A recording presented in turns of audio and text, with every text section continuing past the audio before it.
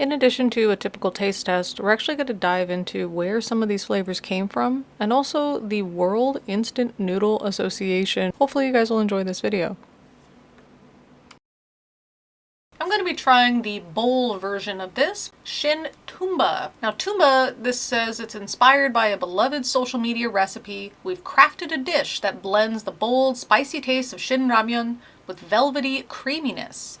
Enhanced with garlic, mushrooms, and parsley, each bite is an indulgence bursting with Toomba flavor. And Toomba has a little asterisk, so we can jump down, and it says a fusion sauce with a rich and creamy base, a spicy kick, and fragrant parsley for a deep layered flavor. I actually bought this because I saw an advertisement a few times and it just looked interesting. I like Shin Ramyeon. I like the different flavors that they have, like the Shin Black, for example. I think that's a pretty strong brand, and so I figured, well, I'll probably enjoy this too. I did want to double check about this Toomba. This comes, I'm assuming, just a shortened version of Toowoomba, which we can see is named after a city in Australia, but it's actually something that came from Outback Steakhouse, which is a restaurant in the United States that has actually nothing to do with Australia. And as far as I remember, the CEO of Outback, who created this restaurant, actually never went to Australia or only went once. And then they have this Toowoomba pasta copycat recipe here that we can see. But my favorite part is actually at the bottom.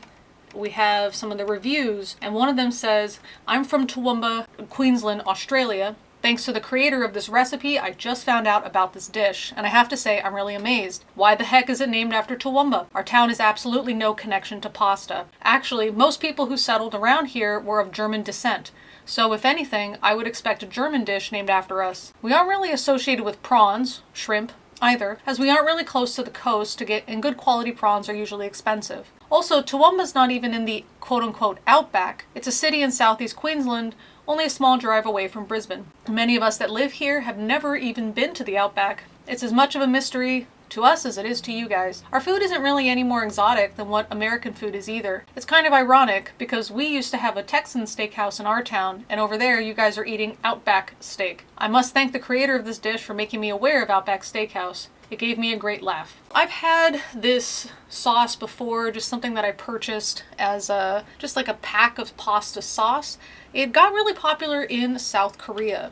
We can see here that there's a vlog talking about Toowoomba pasta, Korea's latest pasta craze, and this is back in 2018. I guess it has been around for a while, but it's been more and more prevalent and easy to find at all kinds of stores and restaurants, and you can even buy it in a convenience store. Apparently, some people just really liked it when it was available from Outback Steakhouse Korea. And despite being taken off the menu, as far as I know, people are just really interested in enjoying this taste. Now let's see how it's supposed to taste. It has the same creamy texture as fettuccine alfredo, but skip the ridiculous portions of butter and cheese. In fact, we don't put a single drop of butter into this pasta.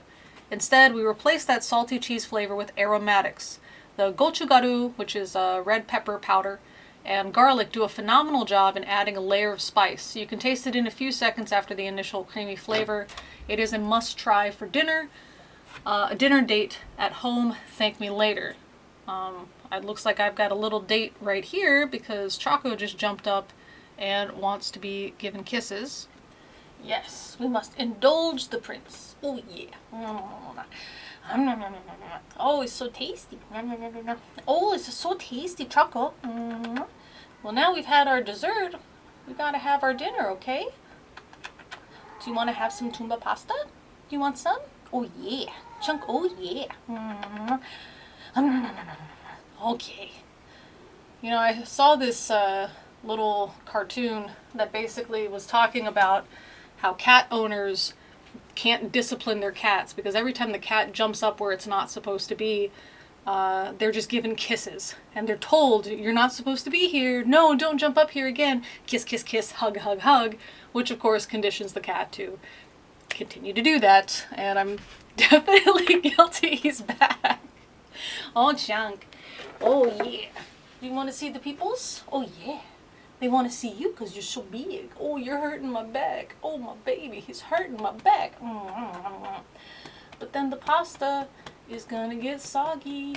That's okay. I don't really care for al dente pasta anyway. Yeah, fight me, Italians. I know you're gonna quit and just join my side, so it doesn't really matter anyway.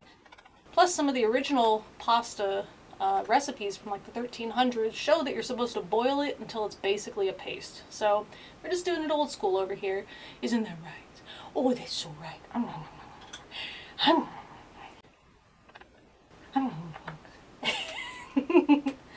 love you. I love you. Alright, say goodbye. I got stuff to do. Say goodbye. Oh, he's going to bed. He's not saying goodbye. He's saying good night. I can't handle him. He's too big. He's so big. He's like 9 or 10 kilos, which is about 20 pounds. Ugh, Chunk. Ugh. I'm dead. You've killed your mom. Ugh.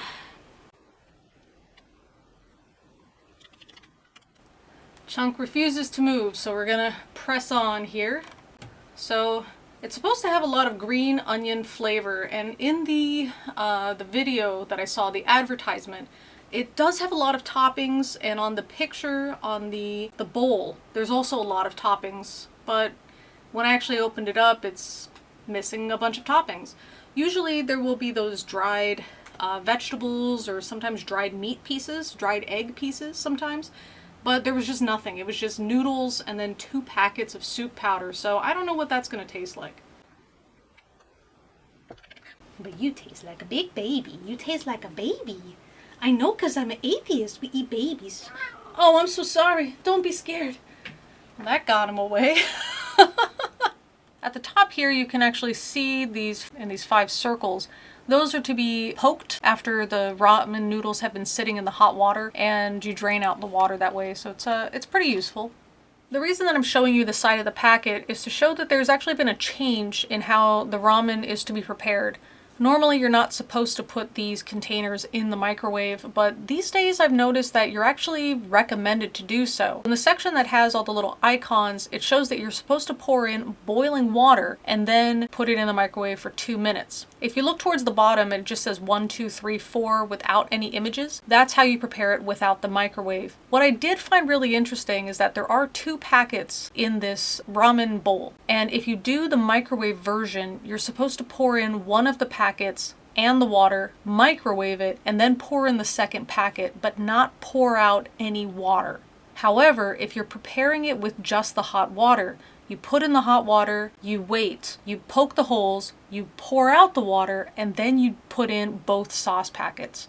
I thought that was a little bit interesting, and I'm not sure how much that would change the texture. I'm gonna just do it the classic way and just put the hot water in. Well, let's see if it lives up to the hype.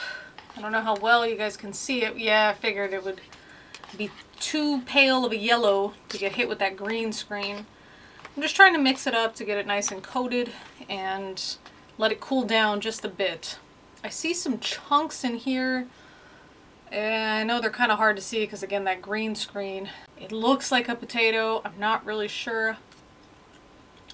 I think it's a mushroom. And I think these are cooler than I expected. So let's give it a try. All right.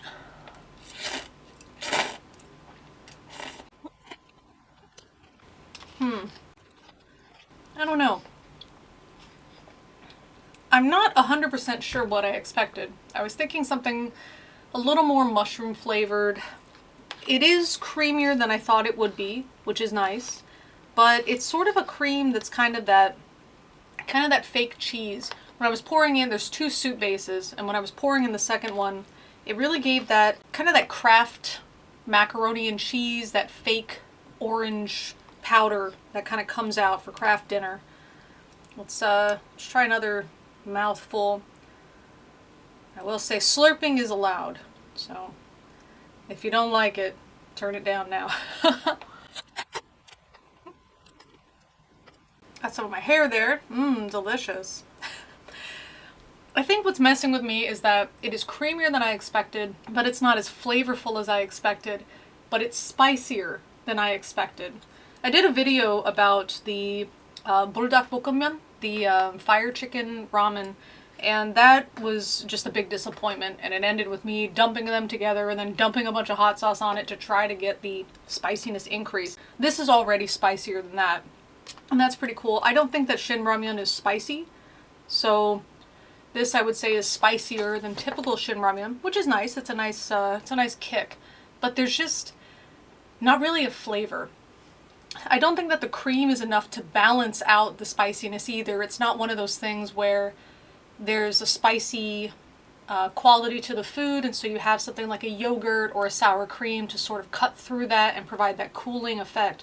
It doesn't do that. It's just a texture of cream, and then it's spicy. That's it. I can't really pick out any other flavor. That's a bit weird. I'm gonna get a last try here. It's got more sauce than the rest of it did, so let's try here.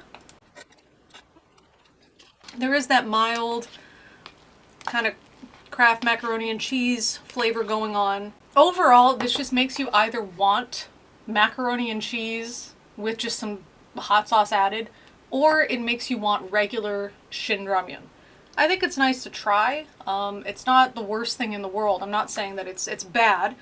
I think if I were to give it a review, maybe 4 stars or 3.5 stars out of 5. You know, it's not bad at all. It's interesting. It's a nice change, but it's not nearly as flavorful as I expected, so that's unfortunate. I do like Shin Ramyeon. I think it tastes really good. I like Shin Black. That's less spice but more flavor. I think this would be the opposite of Shin Black.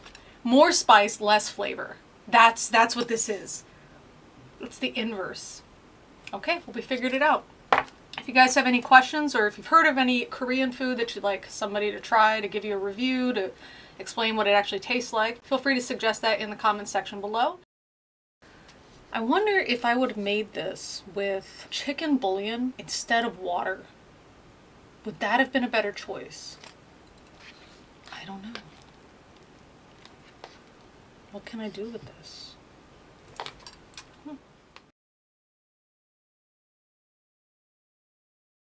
Alright, so we have our chili tomato, which unfortunately is getting picked up by the green screen, but what can we do? Let's crack into it. I did want to mention that on the side it says it's got smooth noodles and rich garnishes, but the bottom one says it's got patent technology for heat insulation, and I do want to say it actually really worked. I have a hard time with some of these cups of noodles because they do get really hot, and this was really nice. You could tell that it's warm, but it wasn't so hot that it was actually hurting my hand to hold this. It was really comfortable. I think they did a great job with this. It looks like the noodles actually come with sun-dried tomato pieces and something else that looks like, I thought it was corn, but I don't think so. I'm not sure what it is. We've got some greens here. I don't know, maybe spinach? Not sure. Let's go ahead and try it. I have had tomato-based ramen when I went to Japan the last time, and I don't know, it just wasn't very good. It wanted to be tomatoey, but it wasn't enough tomato to taste like a tomato, but at the same time there was so much tomato that it overpowered the normal ramen flavor, and it just turned into this, I don't know. I don't know the flavor. I'll see if I can find the video and share it with you guys. Let's go ahead and try these cup of noodles. It's a bit hot. I have a hard time with the heat. This tastes really similar to the flavoring that you would get on pizza flavored Pringles, but just with a little bit more tomato turned up. I don't hate it. It's actually better than I thought it was going to be. I thought the only tomato flavor was going to come from just those pieces of tomato, but it looks like it is in the soup base as well. Wow. This still has that typical ramen flavor that you would expect, that kind of chicken base, which makes sense because according to the ingredients, we have chicken bone extract, but we also have tomato powder. Oh, I guess those pieces were supposed to be egg, probably egg with soy protein. Oh, hydrolyzed soy protein. So MSG, that's what that is. If you guys ever see that, hydrolyzed soy protein. Another one here, yeast extract. That's usually just another way to say MSG. Garlic, soy sauce, onion powder, cheese powder. I'm not getting a ton of cheese. I'm not getting any oregano. But we do get that chicken ramen, like the cup ramen flavor. I'm just gonna have a sip of this broth.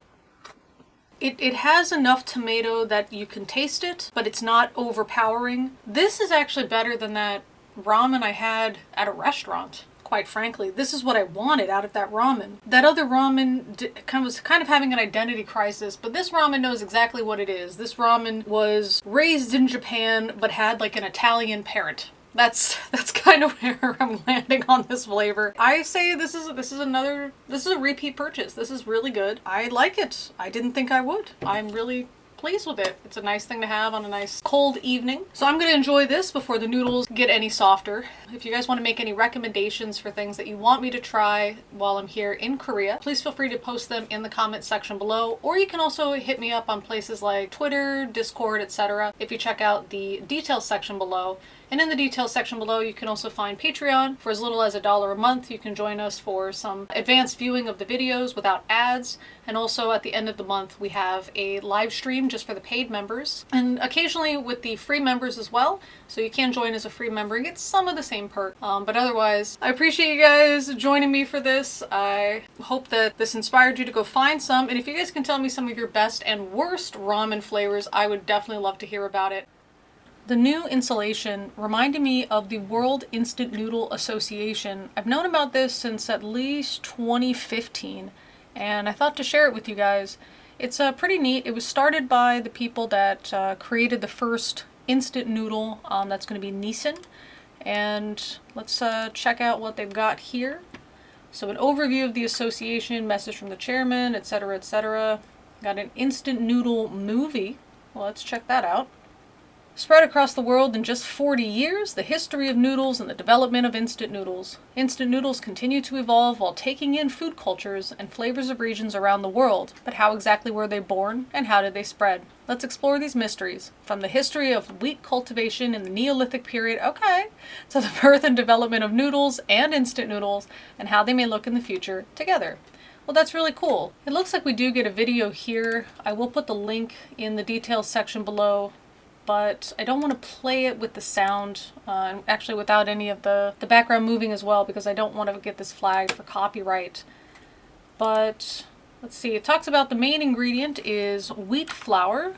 Humans started cultivating wheat, it's said, during the Neolithic period around 7000 BCE. Okay, I like it, we're getting there. I wonder, maybe I should just start showing this to my students when we get to like chapter 1 of the world history class. Our ancestors started eating wheat about 5 million years ago. All right, after the appearance of the ancestors of 5 million years after the appearance of the ancestors of humanity. So we're talking, I guess, the hominids.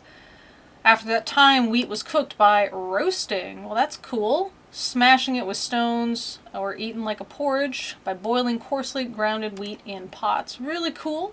And again, I don't just want to watch this. I want you guys to check it out on their own channel, just to give them the view as well.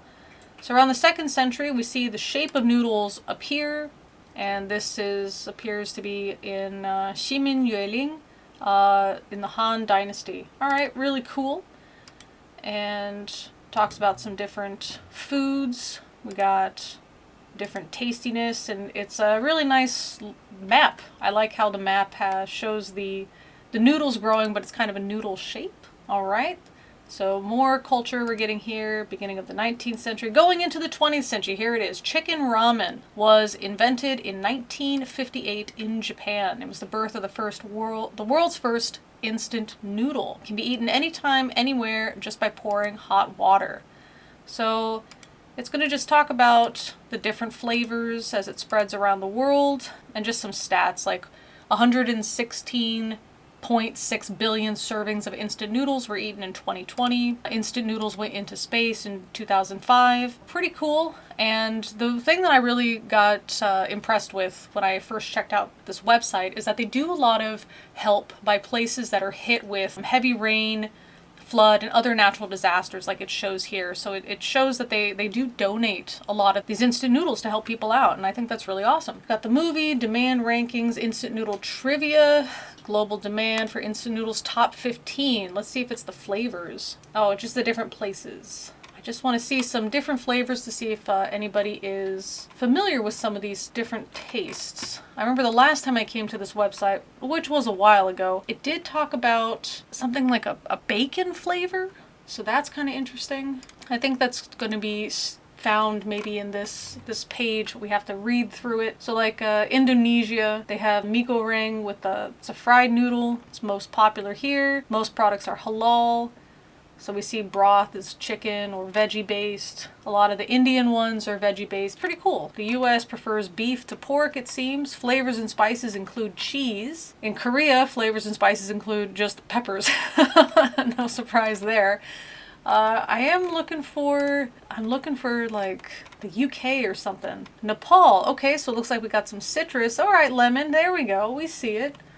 I don't know what Nepal, this flavor and spice is supposed to be. Let's see if we can find, okay, masala and chili powder. All right, pretty interesting. I did want to see a little bit more specific regional flavors, but I guess we're not having that. And the last thing I want to check out here is this emergency food aid section for sustainability. It says that the WINA has been active in emergency food aid in the wake of catastrophic natural disasters. WINA donates instant noodles as an emergency ration to the people in disaster hit areas. It shows the amount of servings that were sent out to different things like the earthquake in Morocco, wildfire in Maui, those kinds of. It is interesting. Oh, the earthquake in Turkey and Syria. Over 100,000 servings were donated. I wonder if they receive donations or if it's just, hey, we're going to be sending this out because we already make tons and tons of money. It's not really a big deal for us to donate this stuff. It looks like there's also places that receive the donations and also ship the donations. For example, the COVID epidemic, California and Pennsylvania, 2 states in the United States, but on opposite ends of the country, they were the ones who received it, and those were shipped by Nissan USA. But then Nissan Mexico shipped food to Guatemala. I wasn't sure how many people knew about the World Instant Noodle Association, so even though instant noodles are not necessarily the healthiest thing to eat, I do kind of have a special place in my heart for them, not only growing up and eating them as a kid with like a egg cracked in and mixed in there, but also with the fact that they do a lot of good work. So I will purchase instant noodles sometimes to help sort of donate to that cause. I just wanted to share sort of as a neat trivia thing. Oh, and we do get trivia. I saw that. Instant noodle trivia. Okay, here we go. Oh, I think they're just telling us. I thought there were going to be questions. Approximately 690,000 years is spent preparing instant noodles each year. Oh, okay. It says the amount of time spent on preparing noodles total could add up to like 690,000 years. Instant noodles once a week. The top 3 countries per serving per year looks like Vietnam, South Korea, and Thailand. Countries that prefer cup types versus bag types versus bowl types. Okay. And again, I don't really want to read through all of this just because I do want you guys to go to the website and check it out for yourself. It's far more interactive than it was the last time that I came here. So they are continuing to up and making it fun and interactive. And yeah, I definitely recommend showing it to kids. I think it's an interesting thing to show kids. Mexico style instant noodles feature lime and hot sauce. Fun. That's really cool. And mini size, I don't know if they have them where you are, but we do have these smaller cups now. Supporting police officers in the depths of winter, a surge in popularity. They send them to cops, or at least they did. They sent them out during a hostage crisis in 1972. It looks like it was in Japan. And because this was a live broadcast and the cops were eating instant noodles to warm up, this ended up being a good PR move. So that's pretty cool. I don't know what noodle as a planet means. Maybe that we all noodle together. So maybe it's like a verb, to noodle. I guess noodle here, not the type where you're fishing for catfish. So, because that's also called noodling. Anyway, looks like I'm just rambling on, but I thought this was interesting and I just wanted to share with you guys since we're talking about noodles. As always, thanks for listening.